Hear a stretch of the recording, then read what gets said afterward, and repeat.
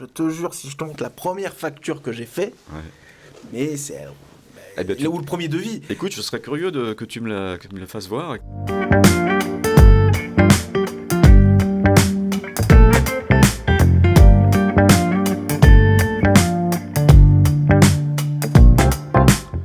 Bonjour, je suis Hugues Tonal de Tonal System. Vous vous posez des questions sur la facturation électronique ou la gestion de vos données clients. Vous êtes au bon endroit. L'avantage que tu peux avoir, enfin, souvent, les grosses industries, tout à l'heure je disais ingénierie, mais en fait c'est industrie, je dis ingénierie puisqu'on parlait de ça à un Oui. moment donné, c'est toi l'ingénieur, c'est toi qui gère tout ça, mais c'est qu'en fait, ce qui a peut-être de toi, enfin moi ce que je sais avec certaines personnes qui ne sont pas familiers par exemple avec la communication, moi ce que j'aime bien c'est à un moment donné échanger pour apprendre, essayer donc de lui dire ne t'inquiète pas, moi je sais je peux t'accompagner pour ça, donc parle-moi. Donc c'est la personne, elle a besoin de se livrer, de t'expliquer tout ça, tous ces... En fait, elle va t'expliquer ses problèmes. Oui. Et toi, tu vas voir, écoute, il y a plusieurs choses, et toi, de ton habitude, tu vas lui dire, regarde, donc oui, je pourrais trouver cette solution-là, mais d'abord, peut-être, il faut revoir tous tes process, Oui. et d'abord, avant de regarder vers tes clients et tout le reste, en fait, c'est peut-être en interne Oui. qui a besoin d'un meilleur cloud, il y a besoin peut-être d'un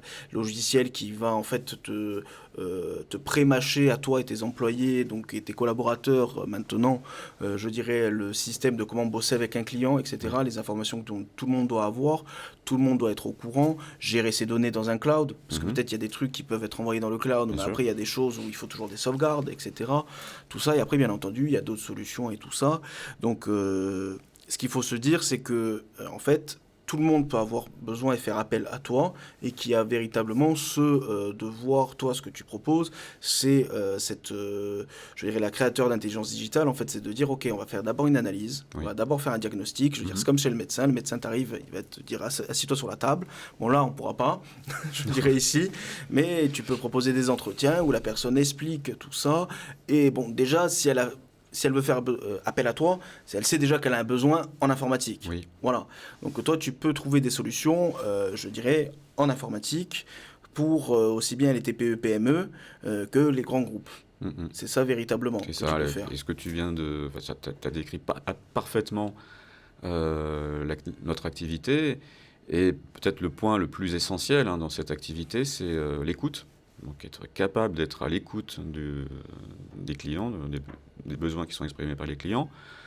Alors, je veux dire une plaisanterie, mais parfois le client va émettre un besoin et en fait, assez rapidement, on prend conscience du fait que ce besoin n'est pas le vrai besoin et que le besoin est ailleurs, ou alors carrément, il n'a même pas besoin il n'a pas de besoin particulier. C'est plus rare. Mais oui, le plus important, c'est d'être à l'écoute, d'affiner avec le client son besoin, et ensuite de l'accompagner. Donc c'est vraiment sont des missions qui démarrent par les audits, donc la compréhension du besoin, et ensuite une mission d'accompagnement, ce qui peut être sur le très long terme, puisque moi j'ai des clients avec qui a une relation de confiance qui s'est établie depuis plusieurs années, et on continue à travailler ensemble, alors, parfois avec des pauses, mais sur certains sujets. Et ensuite, une fois que le besoin est déterminé, trouver les meilleurs acteurs, les meilleures solutions, les meilleurs partenaires pour lancer par exemple un projet, le réaliser, le maintenir, faire en sorte qu'il reste en conditions opérationnelles le plus longtemps possible, le faire évoluer en fonction des nouvelles contraintes qui peuvent exister dans le domaine légal par exemple. L'héberger, pourquoi pas, en tout cas trouver des hébergeurs dans le cloud, et puis ensuite former les équipes ou les personnes qui vont être amenées à utiliser ces logiciels ou ces services. Super. Donc tu en parlais, là, quand tu as essayé d'énumérer un peu toutes les solutions que tu pouvais apporter, et surtout je dirais, les sujets du moment, l'actualité, je dirais, autour donc, de ton entreprise tes solutions et de tes donc, propositions. Donc je pense qu'on va commencer à attaquer vraiment, aller un peu dans le dur, quoi, Oui, et essayer de répondre à certaines questions que les gens se posent autour de certains sujets au niveau de l'informatique. Donc là, le premier grand sujet qu'on va aborder, c'est vraiment la facturation électronique, oui, ce qu'on appelle la e-facturation. En plus, je crois qu'à l'heure actuelle, c'est une obligation légale oui. qu'il y a en France maintenant, qui est en vigueur. Bon, c'est un peu, on dirait une loi molle, je crois. La loi molle, en fait, le principe de loi molle, c'est qu'ils disent et qu'avant qu'elle rentre en vigueur véritablement et tout, ils laissent quand même un gros délai autour de ça. Oui. Il y a quand même pas une espèce de laxisme, mais il y a une tolérance, on dira, autour de ça. Oui. Donc moi, la première question que je voudrais te poser, c'est qu'est-ce que la e-facturation, donc la facturation électronique, et comment ben, elle diffère-t-elle de la facturation traditionnelle? Et oui, ça, je pense que c'est une question que tout le monde se pose.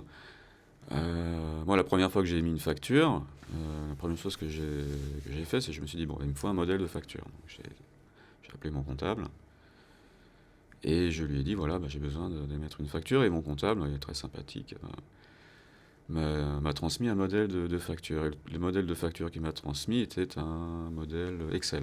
Donc, tout le monde connaît Excel, oui, Office, complètement. Microsoft. Ben, un tableur, hein, au Voilà. cas où ceux qui ne connaissent pas Excel, c'est un tableur, donc C'est ça. un logiciel comme, je dirais, de traitement de texte, mais spécialement Oui. tableur, mais dedans, en plus, on peut rentrer des formules. Et je veux dire, moi, ce qui me fait rire, pour juste digresser autour de ça, c'est qu'il y Oui. en a. Donc, quand on fait nos CV, on nous apprend tous maintenant à marquer, je dirais, je suis compétent à tant de pourcents dans ça, dans ça. Donc, en communication, je dirais, moi, donc j'en ai fait des CV et j'en ai reçu. On met toujours la suite Adobe, donc les logiciels autour du design, montage vidéo et tout ça. Donc, on met toujours une espèce de petite barre qu'on connaît à tant de pourcents. Oui, oui. Donc, par du temps, on dit 80%. 20%. Voilà. Et pareil, il y a le pack Office, donc Word, Excel, PowerPoint. Il y en a, ils mettent 80% Excel.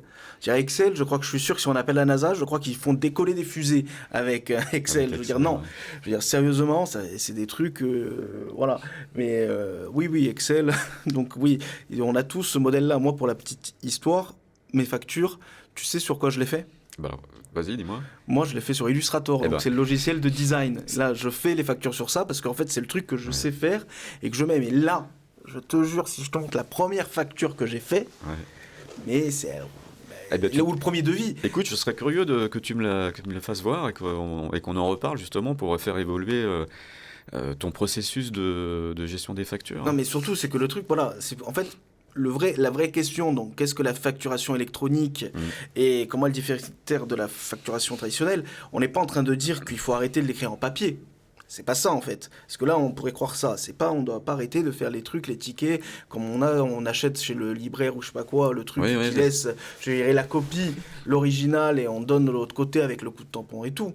Et c'est pas comme moi, je le fais sur Illustrator, donc je peux me dire non, mais c'est bon, c'est digital. Mhm. Non, c'est un logiciel spécialisé que quand tu écris, ça envoie tout, je C'est ça. dirais, soit à l'URSSAF, soit à ton comptable. C'est Enfin, ça. c'est un truc officiel et il y a un numéro Oui, unique à ta facture. c'est ça, exactement. Alors j'allais rebondir quand tu m'as parlé de ta facture Illustrator, c'était ce que j'allais dire, c'est que moi, ma première facture, je l'ai faite dans Excel parce que le comptable me l'avait envoyé, mais j'ai vu, là je vois encore aujourd'hui des personnes qui font des factures, alors qui les impriment, hein, et moi, mes premières factures, je les ai envoyées par papier.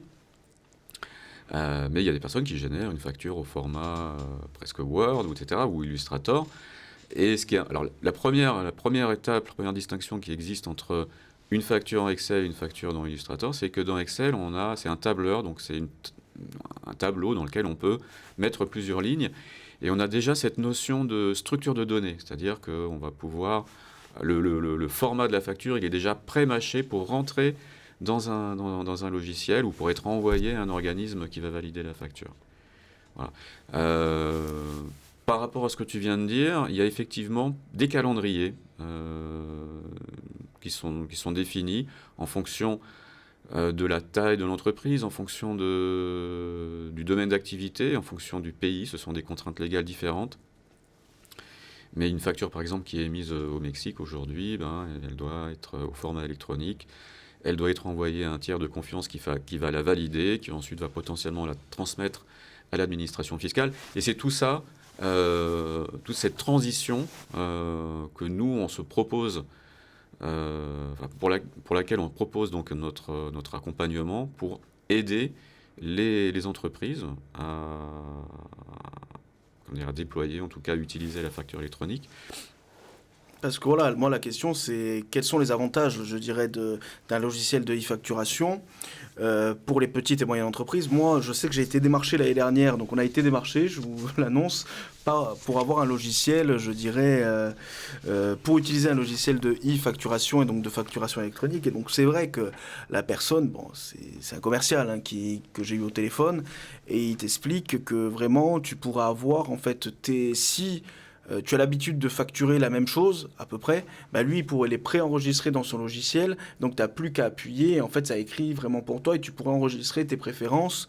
Par exemple, moi, si c'est un logo, je dirais toutes les étapes d'un logo, je pourrais lui expliquer au logiciel, et donc j'ai plus qu'à cocher, en fait, des cases ou appuyer, et ça me fait directement ma facture et tout ça, et tout. Oui, en fait, le principe, c'est que ça va rationaliser ce process de facturation. Ça va le rendre plus simple, plus rapide, ça va faciliter les échanges avec les différents partenaires. Hein, et ça va éviter les erreurs de comptabilité. Exactement. Si tu fais par exemple je dirais des factures ou des devis sur Illustrator. Parce que comme, c'est ça. Comme il n'y a pas, je dirais, le égal somme, tu vois, et tout ça, donc au moins tu es sûr que tu n'auras plus d'erreurs. Quoi. Ça limite les erreurs et effectivement, je parlais tout à l'heure de l'intelligence artificielle, de plus en plus on voit apparaître ces fonctionnalités d'intelligence artificielle qui sont capables de détecter ou de prévoir des erreurs, ou bien même carrément de préparer automatiquement, de faire du remplissage automatique de données, notamment dans les outils de gestion de la relation client, mais aussi dans les outils de facturation et de gestion de l'entreprise. Donc parce que ça, c'était la question là, qui venait juste après. C'était comment réduire... En fait, ça va aider aussi à réduire les erreurs autour, je dirais, de ta comptabilité, quoi, au final. Parce que le truc, c'est déjà, tu vas savoir calculer.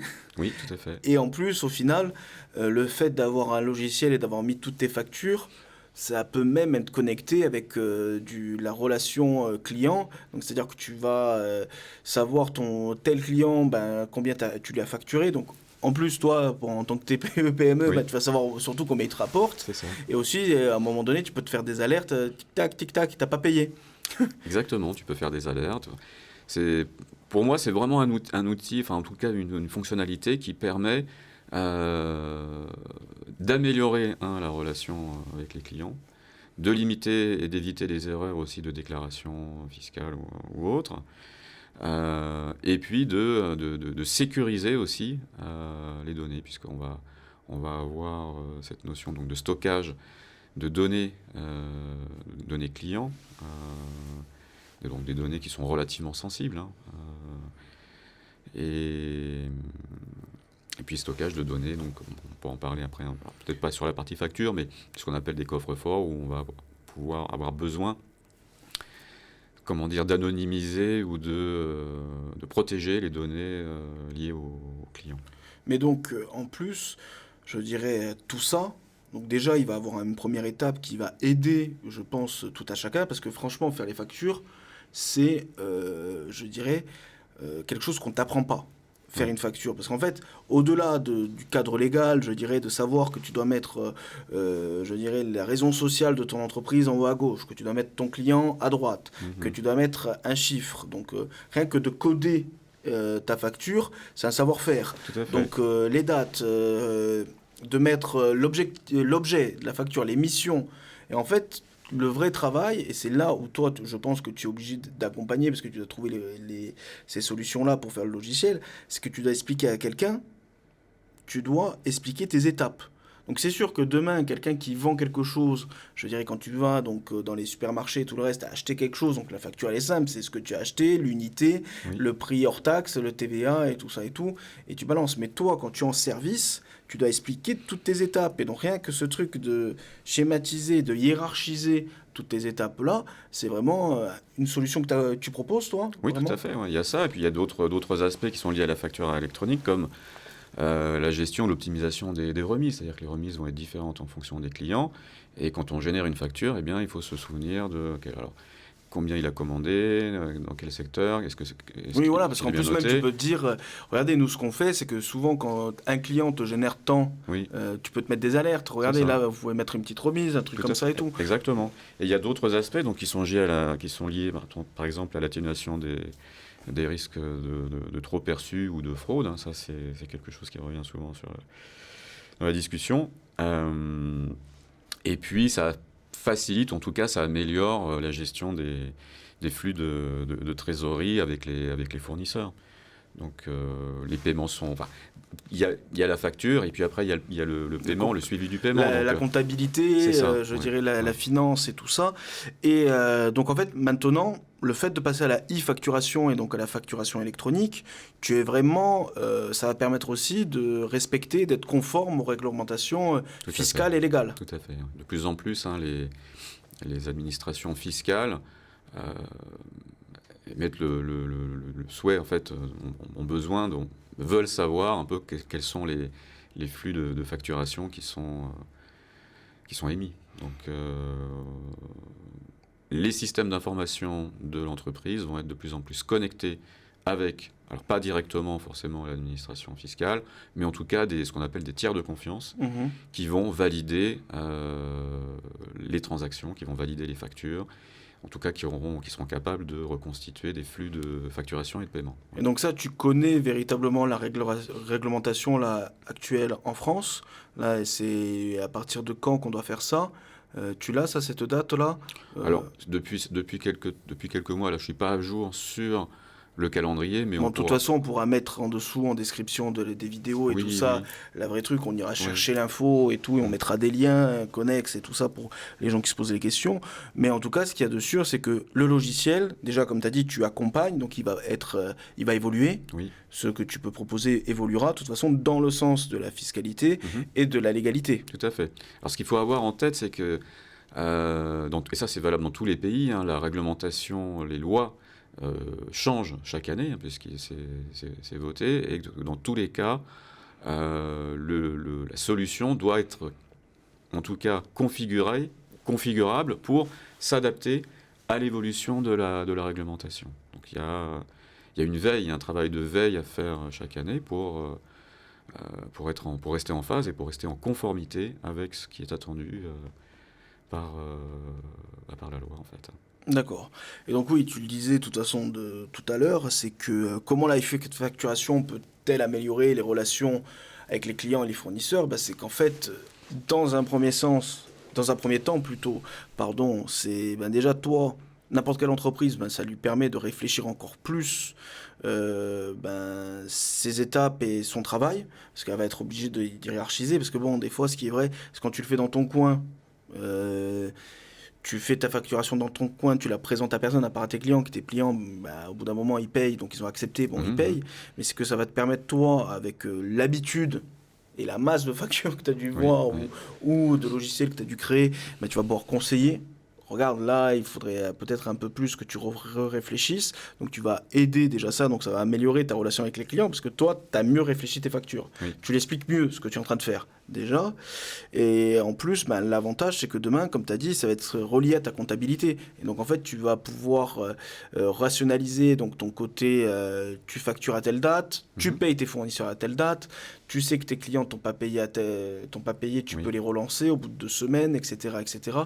Donc, il y a vraiment tout ce côté-là. Il y a ce côté-là, puis il y a le côté aussi dans le processus, c'est de validation. C'est-à-dire que dans les entreprises, alors dans une PME, le décideur, le chef d'entreprise va lui-même valider, faire le suivi, mais il y a des étapes de validation qui sont liées à la réception de la facture, à l'émission du paiement qui est lié à la facture. Donc il y a tous ces outils de validation qui sont très importants et qui peuvent,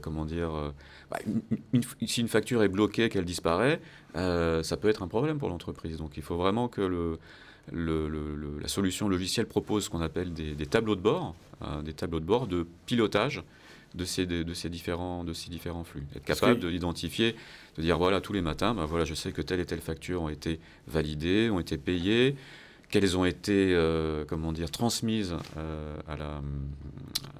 La comptabilité. à la comptabilité. Parce qu'il y a un truc qu'on a oublié de dire depuis le début, c'est qu'il ne faut jamais oublier que quand on parle de factures, coupe-moi si je me trompe, hein, mais tu parles aussi bien des factures d'achat et de vente de l'entreprise. C'est-à-dire que quand on parle de faire de sa facture, un logiciel qui t'aide à créer ta facture, donc ça c'est toi en tant qu'entrepreneur, entreprise que tu vends, mais d'autre côté aussi, il ne faut pas oublier que ce que tu achètes, il faut les référencer et tout le reste, quelque part, et que des fois, j'imagine les comptables, des fois ils doivent nager, parce que bon, moi par exemple, quand je fais mon entreprise, je veux dire, je prends les tickets de carte bleue, je dirais tout ça, je les imprime, je les scanne, je mets les petits trucs et tout, mais il y en a, je suis sûr, ils arrivent, tu sais, avec le gros sac rempli, je dirais, de factures et tout ça, le truc il est mélangé et il dépose au comptable ou la comptable. Tiens, allez, tiens. Nous sommes en mars, c'est le mois, je dirais, de la fiscalité. Tiens, Sbro, il a dit débrouille-toi. C'est ça, et toi, alors que toi, tu fais le travail, tu prépares tout le travail qui va faciliter la saisie, en fait, et la comptabilité, c'est effectivement, hein, tu l'as bien dit, hein, il y a les factures clients, les factures fournisseurs, les paiements clients, les paiements à destination des fournisseurs. Et tout ça, aujourd'hui, de plus en plus, on s'oriente vers des solutions où les factures sont digitalisées, où les documents sont numérisés, transmis par voie électronique. En plus, ça doit aider parce que en plus, tu vas directement les référencer et dire bah ça a été repas, ça a été fournisseur, je sais pas quoi. Et donc presque toi, en tant qu'entrepreneur, tu vas très vite te rendre compte où sont tes dépenses.